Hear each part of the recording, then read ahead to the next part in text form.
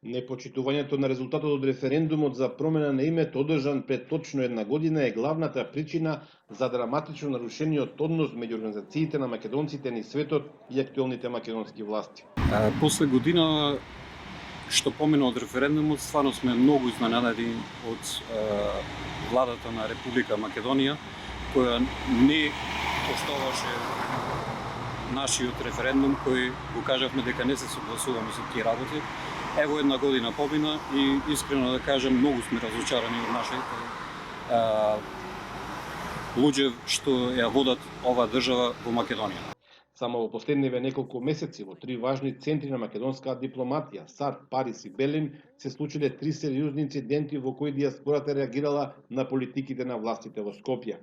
Во САД, поточно во Њу Џерси, се случил инцидент откако тамошниот македонски конзул инсистирал на употребата на терминот Северна при обраќање пред иселениците на Народен собир, при што за малку бил избегнат тежок физички инцидент.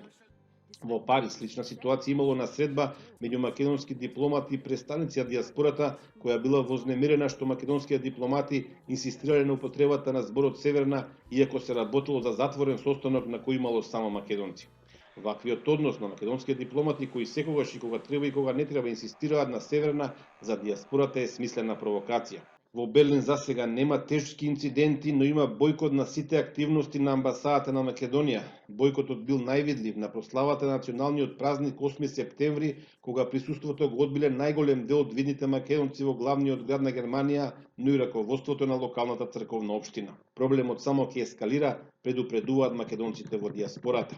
Покана за 8 септември амбасадата во Берлин немаше на некои луѓе поканата што веќе со години биле активни, ама се спротивија со работата за Северна Македонија кога беше.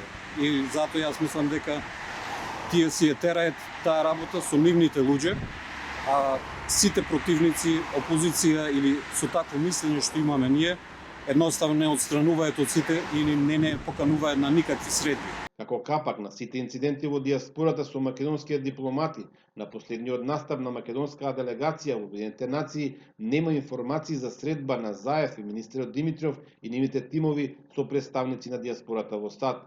Нешто се случува без прекин од независноста и првата посета на првиот претседател Кирил Глигоров на Америка.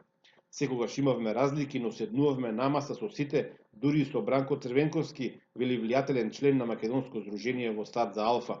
Освен што се составен дел на македонското национално ткиво, стотиците илјади македонци, но и други граѓани, албанци, турци, роми и други по потекло од Македонија во светот, директно или индиректно трошат огромни парични средства во родната или матичната земја.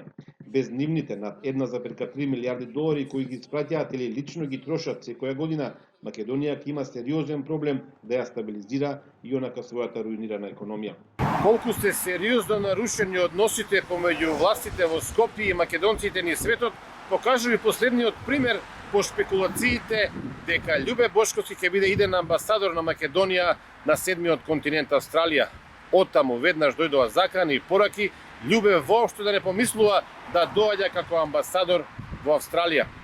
Во меѓувреме, полека згаснуваат и неколкуте сателити, вештачки формирани организации од страна на владата низ светот, каде што македонците глумат дека ја представуваат македонската диаспора. За вестите на Алфа од Берлин, Горан Момировски.